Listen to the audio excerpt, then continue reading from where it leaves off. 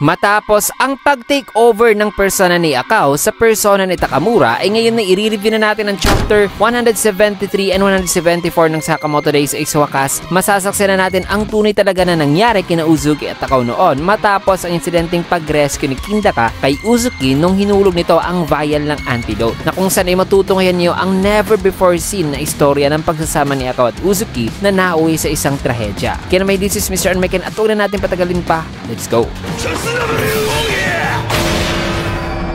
Nagsimula eksena dito sa flashback dito sa time nung bumagsak itong si Kindaka, mga kaibigan. Habang si Uzuki ay tumatakbo naman, na dito ay naabutan pala siya ni Akao nung hinabol niya ito matapos itong nagpaalam kina Sakamoto noon. At ayon nga kay Sakamoto na yun na raw ang huling sandali na nakita niya si Akao na buhay pa. So may kita na nahabol pala at napin down ni Akao si Uzuki noon. Nasabi rito ni Akao na patay na raw si Kindaka, at dahil daw ito sa pag-drop ni Uzuki sa antidote, mga kaibigan. Sabay tinanong niya si Uzuki kung sinadya ba raw iyon ni Uzuki. Sagot naman ni Uzuki na oo. Tanong naman ni Akao na bakit. Pasigaw namang sagot ni Uzuki na wala raw siyang choice, kailangan niya raw kasing gawin iyon. Sabay inatake niya si Akao na naiwasan naman ito. Nasabi naman ni Akao na sa tingin mo ba ay matatalo mo ko? Isa kang malungkot na talunan. Humiga lang naman si Uzuki na sabing hindi mo ba ako papatayin? Sagot naman ni Akao na kaya nga sinundan niya raw itong si Uzuki. Pero sa tingin niya ay may istorya pa raw sa likod ng lahat ng to, na ano ba raw ang ibig sabihin ni Uzuki kanina patungkol sa wala raw itong choice. Kaya binunyag na rito ni Uzuki ang dahilan na sabing ang pamilya niya raw ay naka-hostage raw ngayon. Sagot naman ni Akao na hostage, kaya paliwanag naman ni Uzuki na kung di niya raw pinatay si Kindaka, then si Gakko daw sana ang mamamatay. 13 years old pa lang daw ang batang yun, na para sa kanya ay parang nakababatang kapatid niya na raw si Gakko. Tanong naman ni Akao na 13, pero bata pa lang daw siya, na sino ba raw ang gagawa niyan? Sagot naman ni Uzuki na lumaki raw kasi siya sa isang facility na nagpapalaki ng mga orphans para maging isang assassin. Sila raw ay mga weapons ng JAA. Hindi raw sila allowed na mamuhay sa kanilang buhay na gusto. Pinilit lang daw sila noon na gawin ng mga grabe at iba pang klaseng misyon, at pinapapatay sila sa mga taong hindi raw nila gustong patayin. At ang umuutos daw sa kanila ay ang lalaking nagpapatakbo sa orphanage mismo na si Asaki. Bagay na gumulat naman kay Akao. Maya-maya pa'y dumating ng ilang mga JAA members at tinutukan na sila ng mga baril na sabing huwag kayong kikilos. Tanong naman ni Akao na sino kayo? Sagot naman ng lalaki na Uzuki at Akao, you're under arrest dahil daw sa suspicion ng pagpatay kay Kindaka. Tanong naman ni Akao na ano? Pati rin ako? Sabi naman ni Uzuki na wala siyang kinalaman dito. Kaya sabi naman ng lalaki na kung inosente ka talaga, ay kailangan mong sumama sa amin at di na magbigay pa ng problema, na kung magre-resist lang daw si Akao ng kahit konti lang ay siguradong patay daw talaga ito. Sagot naman ni Uzuki na okay. Napahinang sabi naman ni Akao na kung magpapahuli raw itong si Uzuki sa JAA ay papatayin daw talaga ito. Tugon naman ni Uzuki na ayos lang daw kasi all this time ay di naman daw niya nararamdaman na buhay siya. Sabay lumapit na si Uzuki sa lalaki, subalit nagalit naman si Akao na nang sinabihan siya nitong lalaki na ikaw rin, mabilis namang inatake ni Akao ang lalaki at kinuha ang baril nito. Sabay pinagbabaril ng mga lalaki na nilapitan ni Uzuki. Bagay na gumulat kay Uzuki, kaya habang tumatakbo sila ay tanong naman ni Uzuki na ano yun? Bakit mo ako niligtas? Ngayon ay tayong dalawa na talagang huli ng JAA, na hindi na raw huli ang lahat, na dapat ay bumalik na raw si Akao sa JCC, na bakit ba raw na nakikialam itong si Akao sa kanya ngayon? Sagot naman ni Akao na wala raw siyang rason, pero may pamilya din daw siya sa kanila na gusto niya raw protektahan, kaya ay nagigets niya raw ngayon itong si Uzuki. Besides, sa tingin niya hindi naman daw talaga masamang tao si Uzuki, na nasabihan ni Akao ay mangyak-yak na dito si Uzuki. Matapos niya na isa-isang area, ay tanong naman ni Akao na ano na ngayon? Sagot naman ni Uzuki na kailangan kong bumalik sa Alkamar Orphanage, kaya sabi naman ni Akao na nakukuha naman daw niya na nag-aalala ngayon si Uzuki sa pamilya nito, pero kung babalik daw ito ngayon ay ang parehong bagay ay mangyayari na naman daw. Nasabi naman ni Uzuki na pero kung hindi naman daw siya babalik ay ang lahat daw ay initsitugon naman ni Akao na sige, mag-iisip na lang muna tayo ng paraan para mapalaya natin ang ating pamilya. Bayaran mo lang ako ng mga dikarton na sigarilyo. Nagalit naman si Uzuki na sabing ayokong madamay ka rito. Hindi mo ba alam kung gaano kasama si Asaki? Nasabi naman ni Akao na huwag kang mag-alala sa akin lampa. Matagal na ako nadamay rito. Kaya humingi naman ng paumanhin si Uzuki na habang nasa sasakyan sila ay sabi naman ni Akao na anyway, pag-iisipan lang daw nila ang mga paraan habang namamasyal sila, na may isang special place ba raw o lugar na gustong puntahan itong si Uzuki. Sagot naman ni Uzuki na bakit ba napaka-relax mo, na pwedeng anytime ay huhulihin daw sila dito. Sabi naman ni Akao na napaka-boring mo naman. Di mo ba alam kung paano magkaroon ng saya? Nasabi naman ni Uzuki na di pa raw kasi siya nakapunta sa ibang lugar maliban na lang daw sa Alkamar Orphanage kasi palagi lang daw silang nandoon. Maya-maya pa ay nagulat naman si Uzuki nang bumaba si Akao dito sa convenience store, na tanong pa nito na saan ka pupunta? Hindi tayo pwedeng magpakita sa mga tao. Sagot naman ni Akao na bibili lang daw siya ng yosi, na sa kanyang pagbalik ay bumili rin siya ng kanilang pagkain, kaya kumain na lang muna sila. Sabi naman dito ni Akao na ang cafeteria raw sa JCC ay napaka-disgusting daw, na ayon pa kay Uzuki na ang lahat daw ng mga cafeteria na pinapatakbo ng JAA ay nakakadiri raw.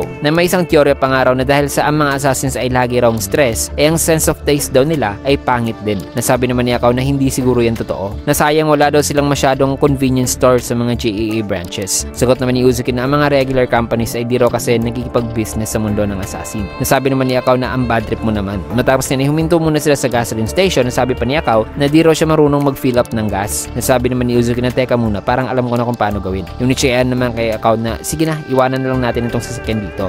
Time after time mga kaibigan ay nagde-drive lang sila at nag-i-stop by. Na may time pa nga na kinailangan na nilang magbenta kasi wala na silang cash. May time din na nagawa silang mahabol ng ilang mga assassins at pinagbabaril. Na tumatakbo lang daw sila noon na walang partikular na destinasyon. Subalit ang buhay daw na yan ay hindi raw talaga tumagal. Matapos yan ay isang araw ay may kita itong lalaki na tumatakbo. Subalit inatake siya ni Rion at pinatay sa isang iskinita. Matapos yan ibinayaran naman si Akao nitong lalaki na sabing paano kung magkikwit na lang daw itong si Akao sa pagiging freelancer at magtrabaho na raw talaga sa kanila ng full time. Sagot naman ni Akao na hindi raw siya interesado sa 9 to 5 na trabaho, sabay umalis na. Bagay na nagpainis sa lalaki na tanong pa nitong isa na sino yon. Sagot naman ng lalaki na isang usual daw na klase ng assassin na pumupunta raw rito para maghanap ng sideline job. Isang assassin daw na may nakaraan na hinahabol daw ng JAA na as long as skilled daw ang taong to ay wala raw siyang pake. Matapos yan umuwi na si Akao at nang hilamos na nasabing bigla na lang daw na umulan kanina. Binati naman ni Uzuki si Akao na welcome home. Na di niya raw alam na umulan daw pala sa labas at may kita rito mga kaibigan ng isang abandoned building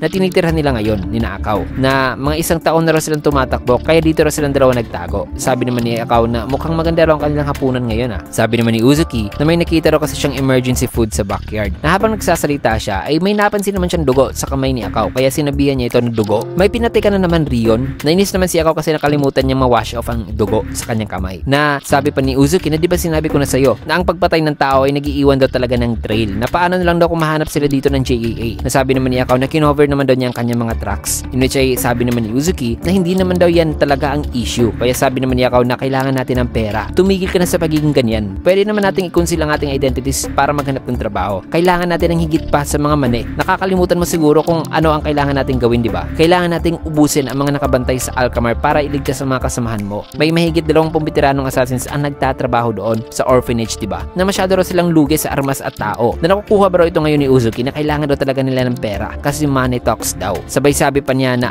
kung kasama lang sana natin ang dalawang yun para tulungan tayo, which is sina Sakamoto mga kaibigan. Pero hindi raw kasi sila pwede mag-take risk at kontakin sila. Na nang nasabihan ni Akao ay tumahimik lang naman si Uzuki kaya napaisip dito si Akao sa kanyang sarili na oh shoot, napaka-childish daw ng kanyang sinabi. Kaya nagsalita naman si Uzuki na ayoko mamatay ka at ayoko rin pumatay ka. Siya sagot naman ni Akao na oo, pero kung ililigtas natin ang iyong mga kasamahan, kailangan nating patayin ang mga kalaban, di ba? Nasagot naman ni Uzuki na oo, alam ko yan, pero yan daw kasi ang kanyang totoong nararamdaman. Nasa isipan naman ni Uzuki, sabi niya na sana hindi na lang daw siya ipinanganak sa mundong ito kasi magkakaroon daw sana sila ng magandang buhay. Nasabi naman ni Uzuki na hindi raw kasi tama na kumuha ng buhay para lang sa sariling happiness ng isang tao. Matapos yan ay habang natutulog na sila, ay nag-iisip naman dito si Akao na sabing napaka-childish daw niya. Gusto niya raw ang pagiging inosente ng pag-iisip ni Kay. Pero hindi raw kasi ito posible sapagkat ang mundong ito hindi raw mabait para sa lahat. Kaya nasa sa kanya lang daw talaga o nakasalalay sa kanya ang paggawa ng mundo na isang klase ng mundo na kung saan ay ang mga mabubuting tao ay mananatiling mabuti. Matapos yan ay dito naman sa JAA HQ ay may intel naman na nagsabi kay Asaki na na-locate na raw nila ang lokasyon ni Uzuki. Na nagtatago raw ito ngayon sa Tohoku region kasama si Rion Akao na ang babaeng kasama raw ni Kay noon na tumakas. Sabi naman ni Asaki na Rion Akao, so ang babaeng yon ay ang siyang nag-lead daw kay Kay na mapariwara na ang malanding babaeng yon. Matapos yan ay balik dito kay Rion na bumalik ulit sa nag-hire dito ng hitman na habang ibinibigay na itong lalaki ang next target o ang next mission ay naalala niya ang sinabi ni Uzuki sa kanya na ayaw ron nitong pumatay itong si Akao ng tao. Kaya sinabihan naman ni Akao ng lalaki na magpapas na lang daw muna siya sa target na ito kasi di niya raw kasi na-feel ngayon na lumabas at gumawa ng misyon. Kaya sabi naman ng lalaki na at least ay sasabihin na lang daw niya dito ang patungkol sa trabahong ito. Ang trabaho raw kasi ay ang i-escort lang daw ng safety ang anak ng babae ng isang CEO sa malaking korporasyon. Isa lang daw inosenteng bata ang babaeng to na 14 years old lang. Kasi nadawit daw kasi ito sa corporate war. At ang kabilang side daw o rival ng ama nito ay may mga malalakas daw kasing tauhan. Kaya kailangan daw nila ng isang assassin na kaparehas daw sa caliber ni Akao para ma-pull off daw ang mission na ito. Kaya sabi naman ni Akao na sige, pero ito na raw ang huli. Matapos niya na dito naman kay Uzuki ay nabasa niya message niya Akao na sabing mawawala lang daw muna siya ng ilang mga araw na babalik lang daw siya once na masettle na raw ang lahat. Kaya sabi naman sa isipan ni Uzuki na gagawin na naman ito ni Akao, nakasalanan niya raw talaga kasi napipilitan daw ngayon si Akao na marumihan ang mga kamay nito habang natatago lang sila rito ng ligtas na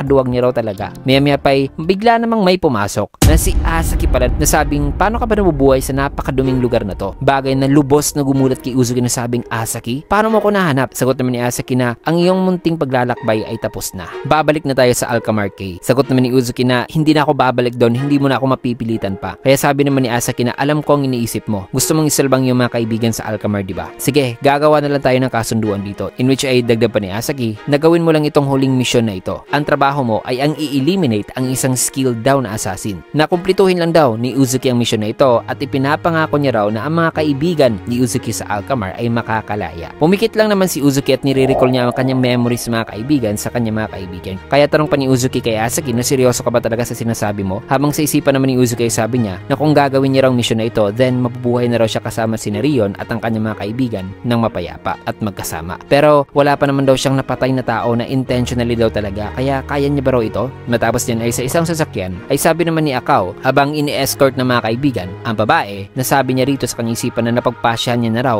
na pagkatapos raw ng misyong ito ay hihinto na raw siya sa pagpatay ng tao, na ito na raw ang kanyang huling pagpatay. Habang dito naman kay Uzuki ay sabi sa kanyang isipan na ito raw ang kanyang unang pagpatay. So nagpa siya na ang dalawa para sa kinabukasan nila mga kaibigan, na kung saan ay gusto nilang mapayapa na lang silang magkasama. Pero ano kaya mangyari simula rito na bakit humantong sa trahedya ang buhay ni Akao? Well, malalaman natin ang lahat ng yan sa susunod na chapter na isang nakakalungkot at nakakabiglang chapter, kasi dito muna natin tatapusin ng video sa last panel na ito. Kaya naman kung nagustuhan niyo yung video, click a like, comment, follow, subscribe na rin for more videos like this. Maraming salamat and see you guys again on my next video.